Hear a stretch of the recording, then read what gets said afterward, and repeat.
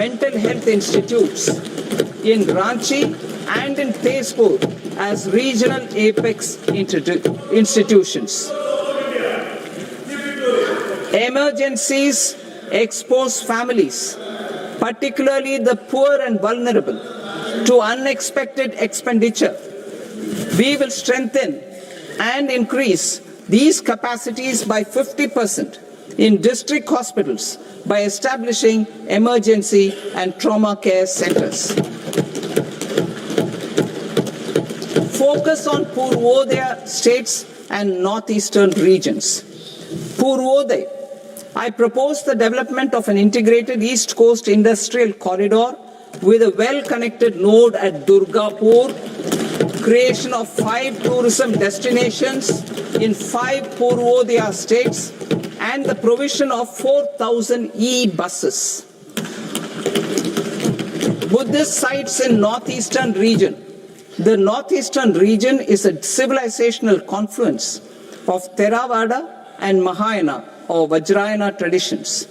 I propose to launch a scheme for development of Buddhist circuits in Arunachal Pradesh, Sikkim, Assam, Manipur, Mizoram, and Tripura. The scheme will cover preservation of temples and monasteries, pilgrimage interpretation centers, connectivity, and pilgrim amenities. 16th Finance Commission. On 17th November 2025, the 16th Finance Commission submitted its report to the President. As mandated under Article 281 of the Constitution, the government is to lay the report along with the explanatory memorandum on the action taken report on the recommendations of the Commission in Parliament, which, Sir, Honourable Speaker, you've allowed me to do at the commencement of this session. The government has accepted the recommendation of the Commission to retain the vertical share of devolution at 41%.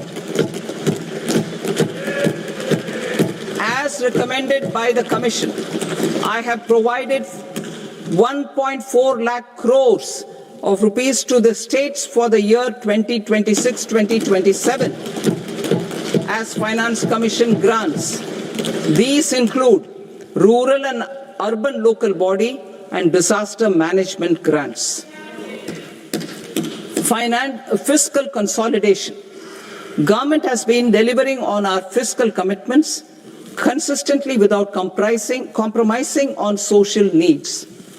To strive towards accepted standards of fiscal management in Budget 25-26, I had indicated that the central government would target reaching a debt to GDP ratio of 50 plus or minus 1% by 2030-31. In line with this, the debt to GDP ratio is estimated to be 55.6% of GDP in BE 26-27, compared to 56.1% of GDP in RE 25-26. A declining debt to GDP ratio will gradually free up resources for priority sector lending and expenditure by reducing the outgo on interest payments. One of the main operational instruments for debt targeting is the fiscal deficit. I am happy to inform this august House that I fulfilled my commitment made in 2021-2022 to reduce fiscal deficit below 4.5% of GDP by 25-26. In RE 25-26, the fiscal deficit has been estimated at par with BE of 2025-26 at 4.4% of GDP.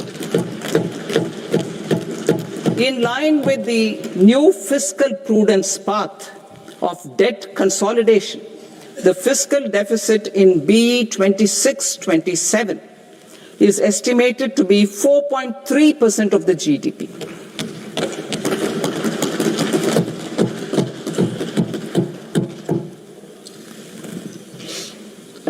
The revised estimates of the non-debt receipts are 34 lakh crore rupees, of which the centre's net tax receipts are 26.7 lakh crore.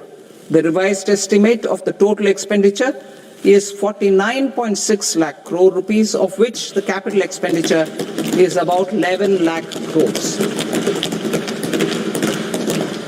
Budget estimates 2026 to 2027. Coming to 26-27, the non-debt receipts and the total expenditure are estimated as 36.5 lakh crore and 53.5 lakh crore respectively. The centre's net tax receipts are estimated at 28.7 lakh crore rupees. To finance the fiscal deficit, the net market borrowings from dated securities are estimated at 11.7 lakh crore rupees. The balance financing is expected to come from small savings and other sources.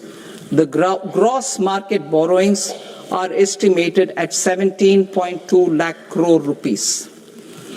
I'll now move to Part B. Part B, direct taxes.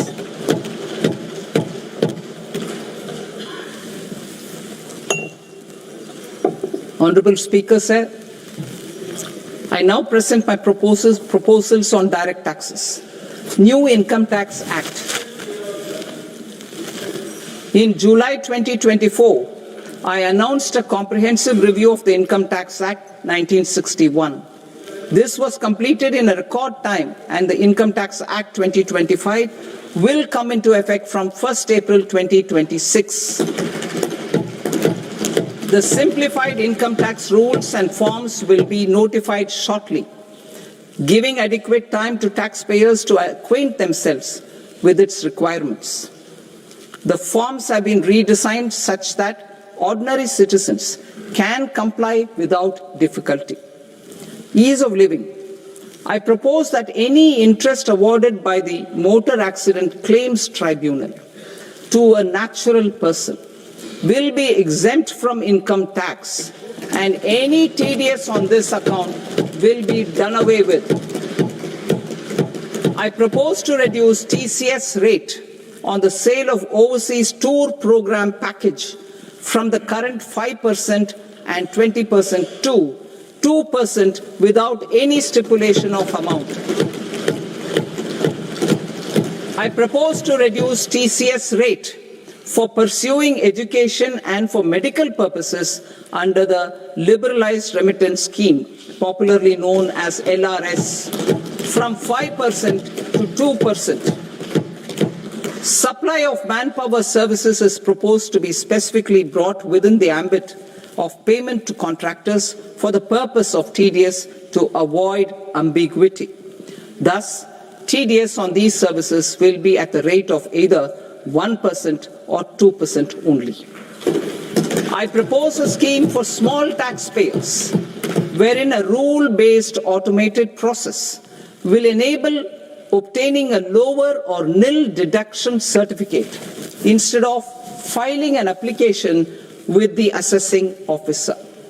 For the ease of taxpayer holding securities in multiple companies, I propose to enable depositories to accept Form 15G or Form 15H from the investor and provide it directly to various relevant companies. I propose to extend time available for revising returns from 31st December to up to 31st March with the payment of a nominal fee. I also propose to stagger the timeline for filing of tax returns. Individuals with ITR 1 and ITR 2 returns will continue to file till 31st July, and non-audit business cases or trusts are proposed to be allowed time till 31st August.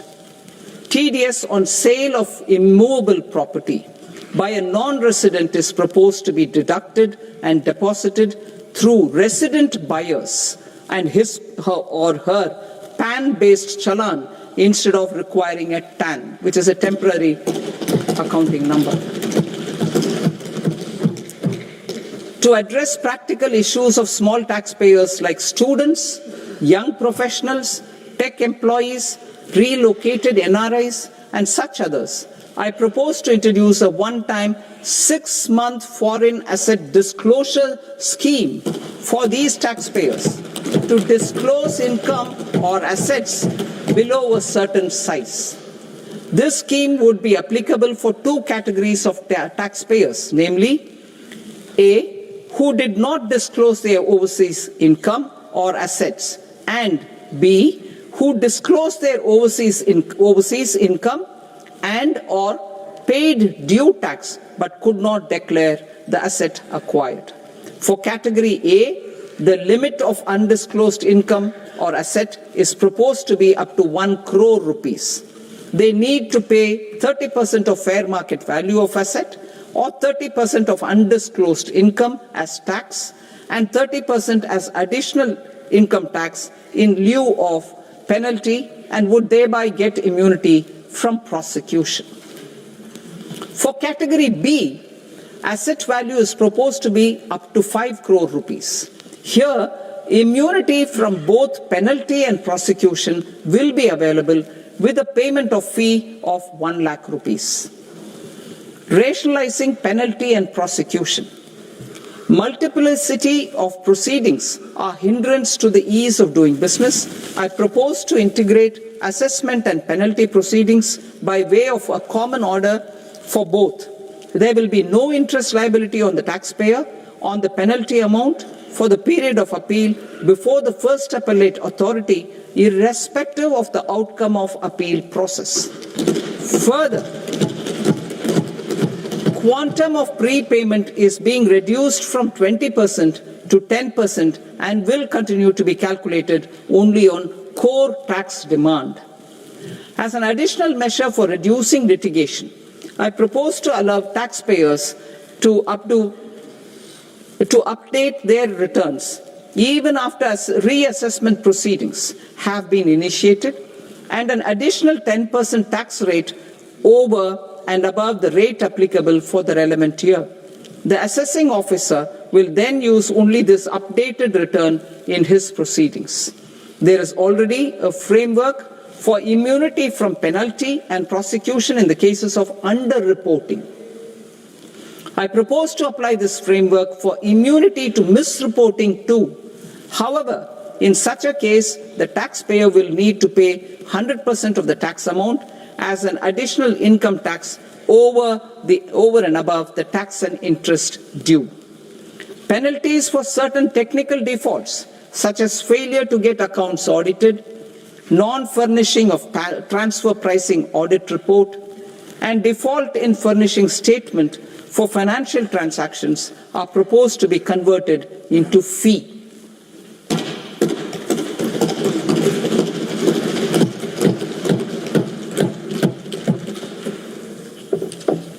I propose to rationalize prosecution framework under Income Tax Act while maintaining a careful balance for deterrence in some serious offence. Non-production of books of account and documents and requirement of TDS payment where payment is made in kind are being decriminalized. Further, minor offences will attract fine only. The remaining prosecutions will be graded commensurate with the quantum of offence. They will entail only simple imprisonment with maximum imprisonment reduced to 2 years and power to courts to convert even those into fines. There is no penalty. There is no penalty presently for non-disclosure of non-immovable foreign assets with aggregate value less than 20 lakh rupees. I propose to also provide them with immunity from prosecution with retrospective effect from 1/10/2024.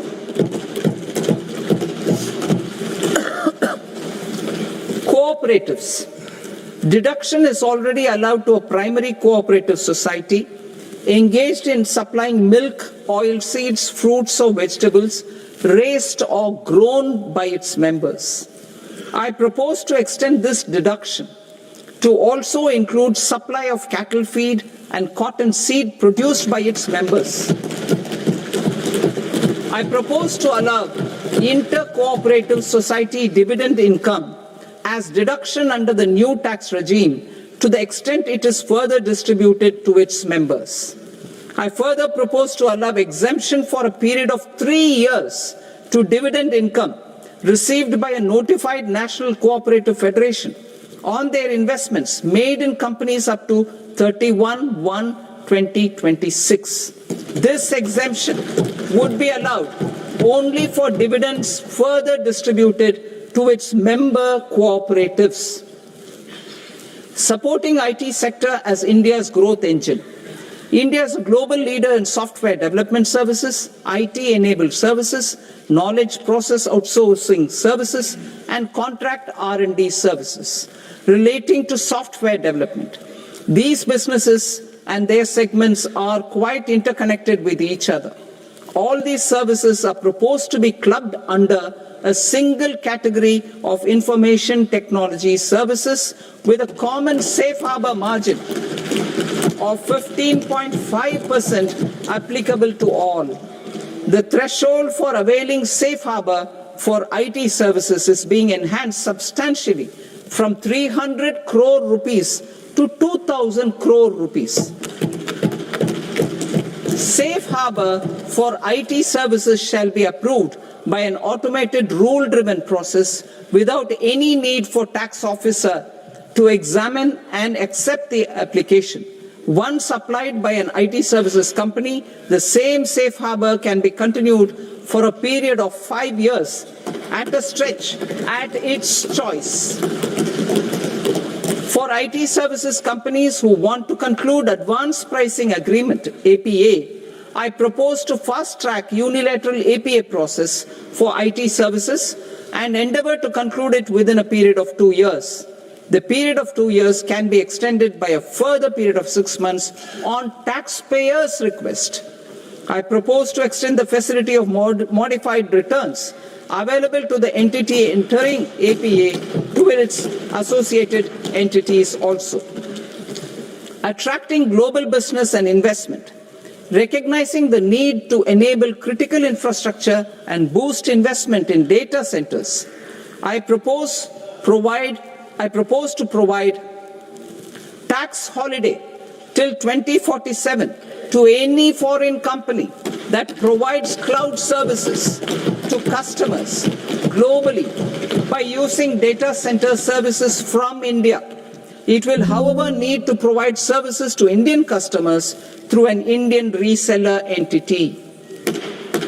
I also propose to provide a safe harbor of 15% on cost in case the company providing data center services from India is a related entity. To harness the efficiency of just-in-time logistics for electronic manufacturing, I propose to provide safe harbor to non-residents for component warehousing in a bonded warehouse at a profit margin of 2% of the invoice value. The resultant tax of about 0.7% will be much lower than in competing jurisdictions. To provide fillip to toll manufacturing in India, I propose to provide exemption from income tax for 5 years to any non-resident who provides capital goods, equipment, or tooling to any toll manufacturer in a bonded zone. To encourage vast pool of global talent to work in India for a longer period of time, I propose to provide exemption to global, non-India sourced income of a non-resident expert for a stay period of 5 years under notified schemes. I propose to provide exemption from minimum alternate tax, the MAT, to all non-residents who pay tax on presumptive basis. Tax administration. I propose to constitute a joint committee of Ministry of Corporate Affairs and Central Board of Direct Taxes for incorporating the requirements of income computation and disclosure standards, the ICDS, in the Indian Accounting Standards, IND AS itself. Separate accounting requirement based on ICDS will be done away with from the tax year 27-28. To support Prime Minister Modi's vision of homegrown accounting and advisory firms to become global leaders, I propose to rationalize the definition of accountant for the purposes of safe harbor rules. Other tax proposals. Change in taxation of buyback was brought in to address the improper use of buyback route by promoters. In the interest of minority shareholders, I propose to tax buyback for all types of shareholders as capital gains. However, to disincentivize misuse of tax arbitrage, promoters will pay an additional buyback tax. This will make effective tax 22% for corporate promoters. For non-corporate promoters, the effective tax will be 30%. TCS rate for sellers of specific goods, namely alcoholic liquor, scrap, and minerals, will be rationalized to 2%, and that on tendu leaves will be reduced from 5% to 2%. I propose to raise the STT on futures to 0.05% from the present 0.02%. STT on options premium and exercise of options are both proposed to be raised to 0.15% from the present rate of 0.1% and 0.125% respectively. We reformed the taxation landscape for corporates in 2019 by providing them a simplified regime with lower tax rate so that they could productively focus on business rather than on claim of deductions and exemptions. To encourage companies to shift to the new regime, set off of brought forward MAT credit, minimum alternate tax credit, is proposed to be allowed to companies only in the new regime. Set off using available MAT credit is proposed to be allowed to an extent of 1/4 of the tax liability in the new regime. MAT is proposed to be made final tax, so there will be no further credit accumulation from 1st April 2026. In line with this change, the rate of final tax is being reduced to 14% from the current MAT rate of 15%. The brought forward MAT credit of taxpayers accumulated till 30th March 2026 will continue to be available to them for set-off as above. Indirect taxes. I shall now take up proposals related to indirect taxes. My proposals for customs and central excise aim to further simplify the tariff structure, support domestic manufacturing, promote export competitiveness, and correct inversion in duty. To continue weeding out long continuing customs duty exemptions, I propose to remove certain exemptions on items which are being manufactured in India or where the imports are negligible. Similarly, to further simplify the process of ascertaining the rate of duty applicable on a particular item, I propose to incorporate certain effective rates in various customs notifications to the tariff schedule itself. I shall now take up sector-specific proposals. Promotion of exports of marine, leather, and textile products. I propose to increase the limit for duty-free imports of specified inputs used for processing seafoods for export from the current 1% to 3% of FOB value of the previous year's export turnover. I also propose to allow duty-free imports of specified inputs which is currently available for exports of leather or synthetic footwear to exports of shoe uppers as well. I propose to extend the time period for export of final product from the existing 6 months to 1 year for exporters of leather or textile garments, leather or synthetic footwear, and other leather products. Energy transition and security. I propose to extend the basic customs duty exemption given to capital goods used for manufacturing lithium-ion cells for batteries to those used for manufacturing lithium-ion cells for battery energy storage systems also. I propose to exempt basic customs duty on import of sodium antimonate for use in manufacture of solar glass. Nuclear power.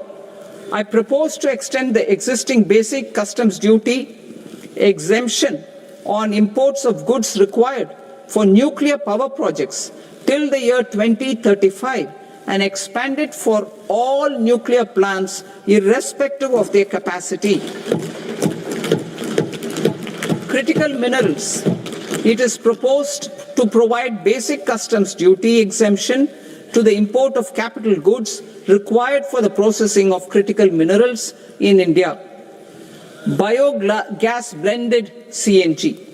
I propose to exclude the entire value of biogas while calculating the central excise duty payable on biogas blended CNG. Civil and defense aviation. I propose to exempt basic customs duty on components and parts required for the manufacture of civilian training and other aircrafts. It is proposed to exempt basic customs duty on raw materials imported for the manufacture of parts of aircraft to be used in maintenance, repair, or overall requirements by units in the defense sector. Electronics.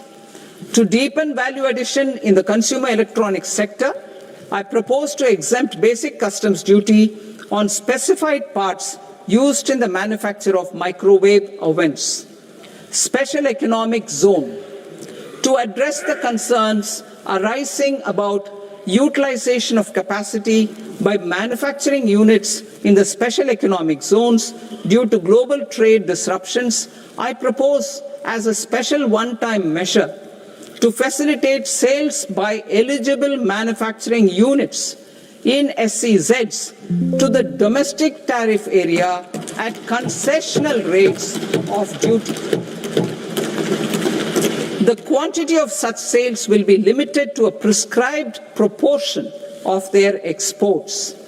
Necessary regulatory changes will be undertaken to operationalize the measures while ensuring level playing field for the units working in the DTA. Ease of living. To rationalize the customs duty structure for goods imported for personal use, I propose to reduce the tariff rate on all dutiable goods imported for personal use from 20% to 10%. To provide relief to patients, particularly those suffering from cancer, I propose to exempt basic customs duty on 17 drugs or medicines. I propose also to add 7 more rare diseases for the purposes of exempting import duties on personal imports of drugs, medicines, and food for special medical purposes used in their treatment. Customs process. India's role and share in the global trade is poised for a major leap in line with our ambition and journey towards Viksit Bharat. In this regard, I propose many measures for custom processes to have minimal intervention for smoother and faster movement of goods and greater certainty to the trade. Trust-based systems. I propose to enhance duty deferral period for Tier 2 and Tier 3 authorized economic operators, known as AEOs, from 15 days to 30 days. I propose to provide eligible manufacturer importers the same duty deferral facility. This should encourage them to get themselves accredited as a full-fledged Tier 3 AEO in due course. To provide greater certainty and for better business planning, I propose to extend validity period of advance ruling binding on customs from the present 3 years to 5 years. In the spirit of the whole of government approach,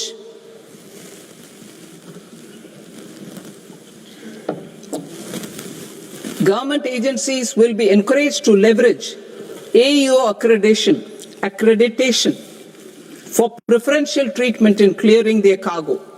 Regular importers with trusted long-standing supply chains will be recognized in the risk system so that the need for verification of their cargo every time can be minimized. Export cargo using electronic sealing. Export cargo using electronic sealing will be provided through clearance from the factory premises to the ship. For import of goods not needing any compliance, filing of bill of entry by a trusted importer and arrival of goods will automatically notify customs for completing their clearance formalities. This will enable goods to be released immediately on arrival. The customs warehouse framework will be transformed into a warehouse operator-centric system with a self-declarations, electronic tracking, and risk-based audit. These reforms will move away from the current system of officer-dependent approvals and reduce transaction delays and compliance costs. Ease of doing business. Approvals required for cargo clearance from various government agencies will be seamlessly processed through a single and interconnected digital window by the end of the financial year. Processes involved in clearance of food, drugs, plant, and animal and wildlife products, accounting for about 70% of interdicted cargo, will be operationalized on this system by April 2026 itself. For goods not having any compliance requirement, clearance will be done by customs immediately after online registration is completed by the importer, subject to the payment of duty. Customs integrated system will be rolled out in 2 years as a single integrated and scalable platform for all customs processes. Utilization of non-intrusive scanning with advanced imaging and AI technology for risk assessment will be expanded in a phased manner with the objective to scan every container across all the major ports. New export opportunities to support Indian fishermen to fully harness the economic value of marine resources beyond our territorial waters. The following measures will be taken. A. Fish catch by an Indian fishing vessel in exclusive economic zone or on the high seas will be made free of duty. Landing of such fish on foreign port will be treated as export of goods. Safeguards will be put in place to prevent misuse during fish catch, transit, or transshipment.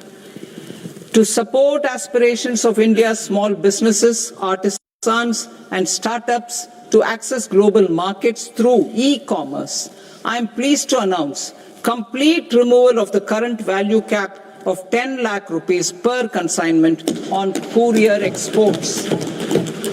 In addition, handling of rejected and returned consignments will be improved with effective use of technology for identifying such consignments. I propose to revise provisions governing baggage clearance during international travel to address genuine concerns of passengers. The revised rules will enhance duty-free allowances in line with the present-day travel realities and provide clarity in temporary carriage of goods brought in or taken out. There are honest taxpayers who are willing to settle disputes by paying all their dues, but they get deterred due to negative connotation associated with penalty. They will now be able to close cases by paying an additional amount in lieu of penalty. Honorable Speaker, sir, with this, I commend the budget to this august House. Jai Hind.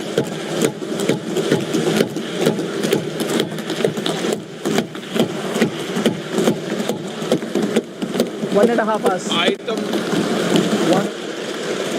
Item number 3 माननीय वित्त मंत्री जी।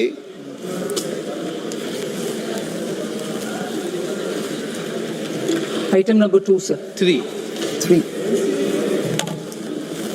Sir, with your permission, I rise to lay on the table of the table the following statements under Section 3(1) of the Fiscal Responsibility and Budget Management Act of 2003. Medium-term fiscal policy, fiscal policy strategy statement, and macroeconomic framework statement. Item number 4 माननीय वित्त मंत्री जी। Sir, with your permission, I move for leave to introduce the Finance Bill 2026. प्रश्न ये कि विधेयक को पुनर्स्थापित करने की अनुमति प्रदान की जाए। जो सदस्य इस पक्ष में हाँ गए, जो सदस्य विरोध में ना गए, मेरे विचार में निर्णय हाँ वालों के पक्ष में हाँ वालों के पक्ष में अनुमति प्रदान की जाती है। माननीय मंत्री जी, अब विधेयक पुनर्स्थापित करें। Sir, I introduce the bill. माननीय सदस्य, आपको सूचित किया जाता है कि माननीय वित्त मंत्री जी के बजट भाषण की कॉपी पब्लिकेशन काउंटर पर ली जाती है। बजट भाषण और बजट से संबंधित दस्तावेज आपके मोबाइल फोन और मेंबर पोर्टल्स पर ही उपलब्ध है। सभा की कार्रवाई कल सोमवार दिनांक 2 फरवरी 2026 को प्राप्त 11 बजे तक के लिए स्थगित की जाती है।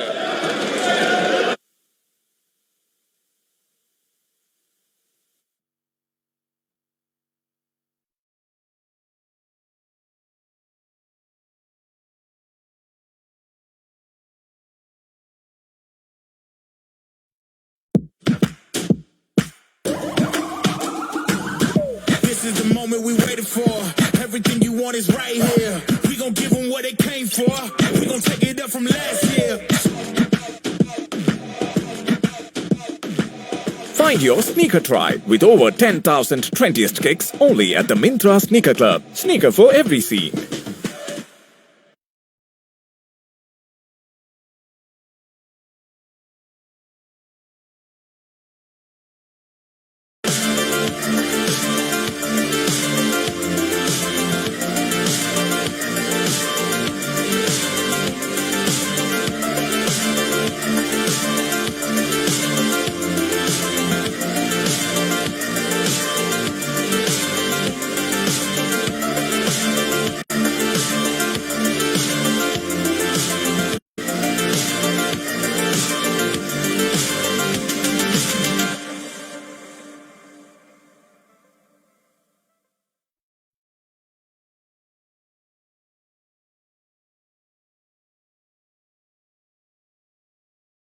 I learned that ChatGPT works best with detailed prompts, but I hate typing them. So instead, I dictate them using WhisperFlow while walking.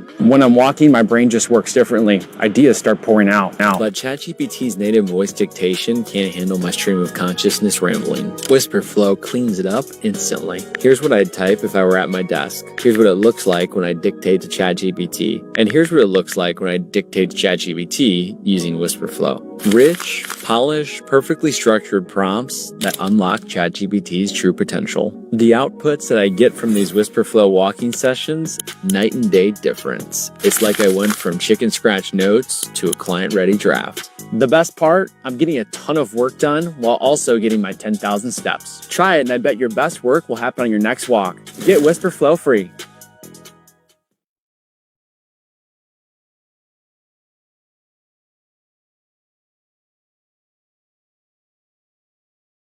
निवेश की बात है, वहां पर 7 हाई स्पीड रेल कॉरिडोर का प्रस्ताव है। कहीं ना कहीं इंफ्रास्ट्रक्चर पुश के साथ साथ इस बारी हमने ये देखा है कि सेमीकंडक्टर को लेकर एक बड़ी पुश डालने की कोशिश हुई है। 5 क्षेत्रीय मोबाइल हब बनाए जाएंगे। ये अपने आप में कहीं ना कहीं जिसे कहते हैं मैन्युफैक्चरिंग, इंफ्रास्ट्रक्चर और एआई, इस पर बड़ा फोकस और मैन्युफैक्चरिंग में भी, जैसा अमीश ने बताया कि सेमीकंडक्टर की बात हो रही है, एआई की बात हो रही है, तो मैन्युफैक्चरिंग में भी प्रायोरिटी सेक्टर्स देखे जा रहे हैं कि भारत की मजबूती किस में हो सकती है। देखिए, फ्री ट्रेड एग्रीमेंट्स तो हो रहे हैं, ईयू के साथ हुआ, अमेरिका के साथ भी ट्रेड डील हो जाएगी, लेकिन भारत की अपनी मजबूती उसमें क्या है वो बढ़ाने की कोशिश है, ताकि जब ट्रेड खुले, ट्रेड के ये बैरियर्स कम हो, तो भारत के पास कुछ ऐसा हो देने के लिए जो दुनिया यहां से लेना चाहे और भारत के पास उसका कंपेटिटिव एडवांटेज हो। वो बनाने के लिए भारत के उद्योग को मजबूत करना होगा।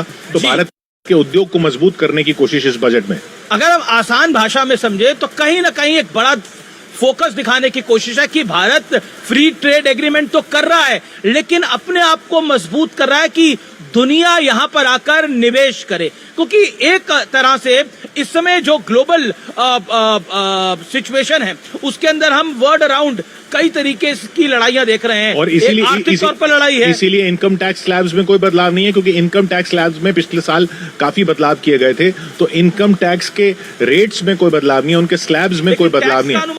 34 लाख करोड़ रुपए कर दिया गया है, वो एक बड़ी बात। जी हाँ, तो ये 53 लाख करोड़, 53.5 लाख करोड़ का बजट जो है उसमें से टैक्स 34 लाख करोड़ आएगा।